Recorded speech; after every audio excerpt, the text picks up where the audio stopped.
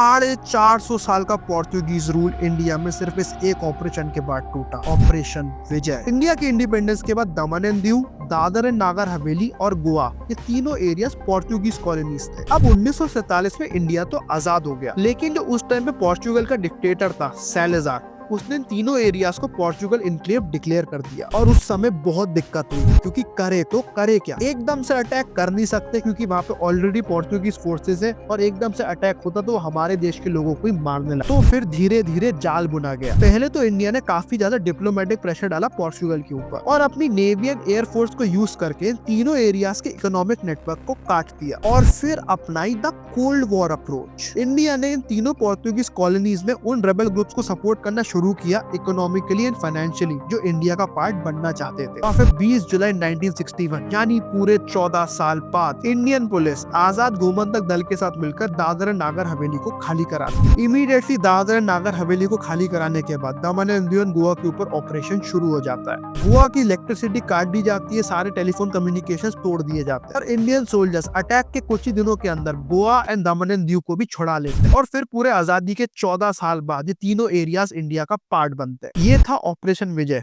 Follow कर लो, क्योंकि जो अगला ऑपरेशन है वो तो इससे भी ज्यादा पेचीदा होने वाला।